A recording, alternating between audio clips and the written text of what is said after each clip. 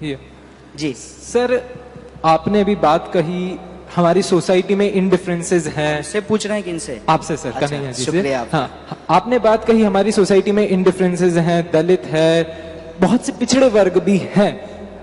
एक मुद्दा है, शायद आपने बात नहीं की अभी तक, या मैं उस पर आपका विचार जानना चाहूंगा कि हमारे देश में रिजर्वेशन एससी के लिए, एसटी के लिए एक बहुत बड़ा मुद्दा बन चुका है। और यूथ में, अगर मैं मुंबई यूनिवर्सिटी में पढ़ रहा हूँ, कॉलेज स्टूडेंट हूँ, 19 साल का हूँ, हमारे बीच में काफी बातें ये हैं कि अगर रिजर्वेशन होना चाहिए बहुत सही बात है, लेकिन जाति पे क्यों, किसी के सरनेम पर क्यों रिजर्वेशन है? अगर रिजर्वेशन देना चाहिए तो उसकी क्वालिफिकेशंस पर, कि उसने कितना पढ़ा है, कितना अच्छा नंबर लाया है, या रिजर्वेशन होना चाहिए कि उसके घर वाले या उसका सोशल बैकग्राउंड इतना सक्षम है या नहीं है। आप लड़ रहे हैं, बहुत अच्छी बात है, तो इस बात के लिए लड़ाई क्यों नहीं?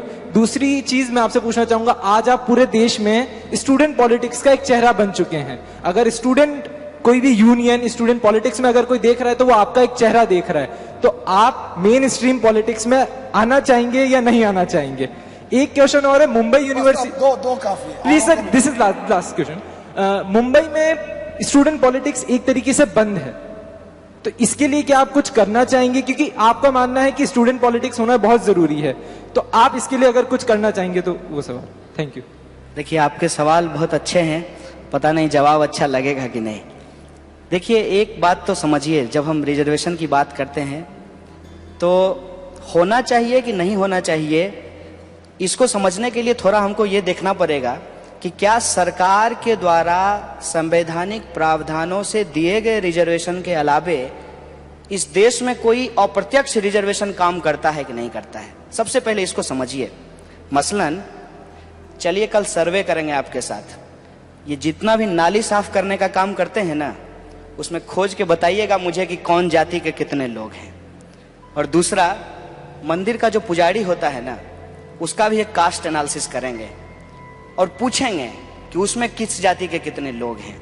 और तीसरा, थर्ड फॉर्म में आपको बताता हूं कि आप में और हम में ऐसी कौन सी कमी है और माननीय अंबानी जी के सुपुत्र में ऐसा कौन सा गुण है कि वो पैदा होते ही अरबपति होते हैं और हम जो है तरसते रहते हैं दो जून रोटी के लिए भी। क्या ये कोई रिजर्वेशन है कि नहीं है? इसको समझने की कोशिश कीजिएगा, तब आपको ये लगेगा कि रिजर्वेशन दरअसल सोसाइटी के अंदर जो ऑलरेडी इनइक्वलिटी है ना, उसको खत्म करने के लिए है। ऐसा नहीं है कि उससे कोई और इनइक्वलिटी सोसाइटी में पैदा करना है। लेकिन पैदा कैसे हो जाता है?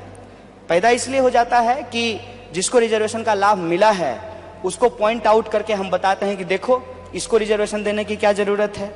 चलिए इस आंकड़े पे भी बात कर लेंगे। हम पूछते हैं कि जब इस देश के अंदर मात्र 2% जॉब जो है वो सरकारी संस्थानों में है, 98% जॉब जो है वो प्राइवेट संस्थानों में है, और प्राइवेट संस्थानों में कोई रिजर्वेशन नहीं है, तो मुझे बताइए कि रिजर्वेशन से इनइक्वलिटी कैसे आ रही है। रही बात कि कास्ट के आधार पे क्यों, उसका एक कारण मैं आपको बताता हूं कि हिंदुस्तान में रिजर्वेशन जो दिया गया वो इकोनॉमिक आधार पे नहीं दिया गया, सोशल और एजुकेशनल बैकवर्डनेस के आधार पे दिया गया। कारण क्या था कि मान लीजिए कि मैं दलित हूं और मैं आईएएस बन गया हूं, हमारे दफ्तर में जब आएंगे कोई साहब जो दलित नहीं है, वो वहां प्रणाम तो उनको करना पड़ेगा, लेकिन निकलते निकलते जाति सूचक गाली दे करके जाएंगे। क्या आज भी बेटी रोटी के संबंध जिसकी मैं बात कर रहा था वो फ्रीक्वेंटली समाज के अंदर बन रहे हैं? अगर नहीं बन रहे हैं तो क्या हमको ये जो ऑनर किलिंग होता है, कुछ लोगों की किताब बैन कर दी जाती है, कुछ लोग जो खास जाति से आते हैं उनको यूनिवर्सिटी से बाहर कर दिया जाता है, उनकी माँ बहनों के साथ बलात्कार कर दिया जाता है, तो जो हम एक इक्वल सोसाइटी बनाने की बात करते हैं उसको हम कैसे बनाएंगे?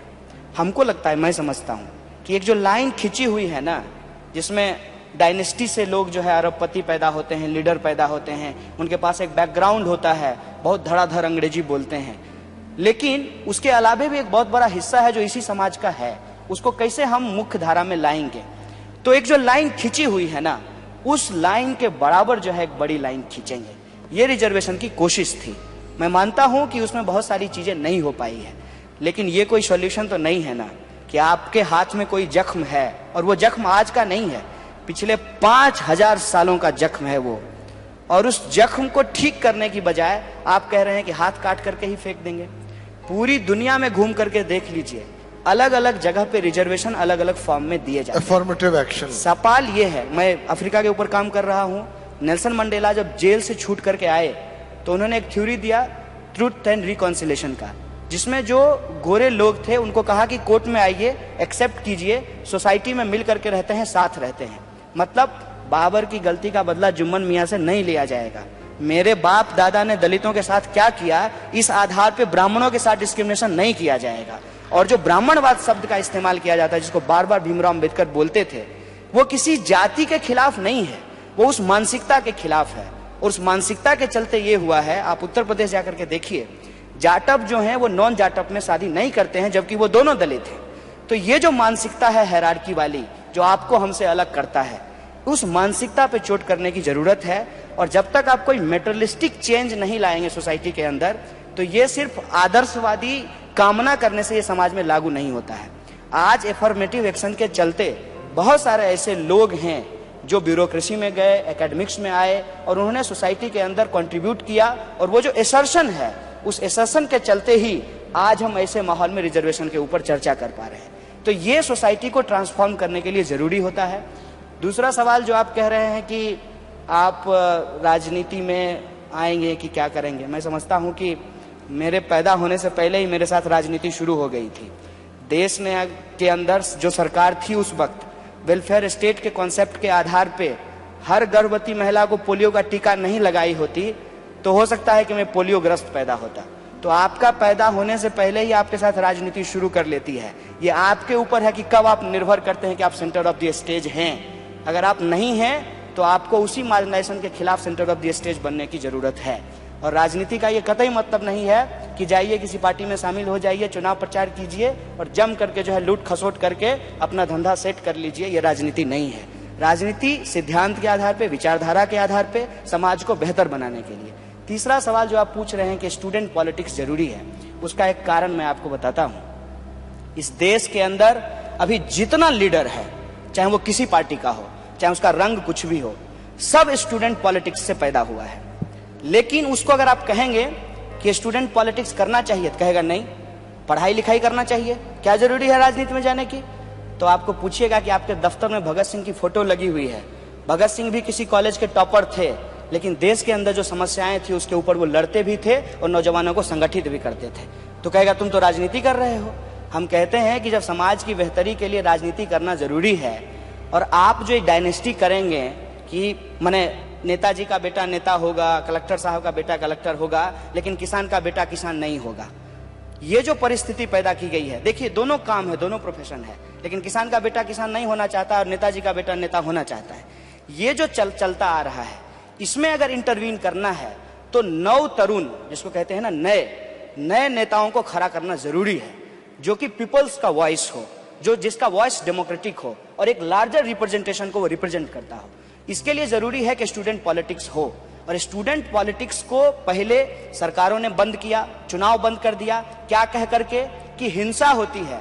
साहब, स्टूडेंट पॉलिटिक्स में जितनी हिंसा होती है उससे ज्यादा हिंसा मेन स्ट्रीम पॉलिटिक्स के इलेक्शन में होती है। शराब बांटी जाती है, सब कुछ किया जाता है। ये आपका शेडो है, ये आपकी बीमारी है जो विद्यार्थियों के बीच में भी ट्रांसफर होता है। क्योंकि जब कोई इंडिपेंडेंट स्टूडेंट मूवमेंट नहीं होता है और स्टूडेंट ऑर्गेनाइजेशन किसी पॉलिटिकल लीडर के साथ उसकी चापलूसी करना शुरू कर देते हैं, उसके लिए भीड़ इकट्ठा करने का काम शुरू कर देते हैं, वो उनके साथ चमचागिरी करके खुद भी सांसद बन जाना चाहते हैं, तब वो राजनीति को उस तरफ ले जाते हैं जो बदलाव की नहीं होती है, जो एस्टेब्लिशमेंट के पक्ष में चली जाती है। स्टूडेंट पॉलिटिक्स हमेशा एस्टेब्लिशमेंट के खिलाफ खड़ा होता है।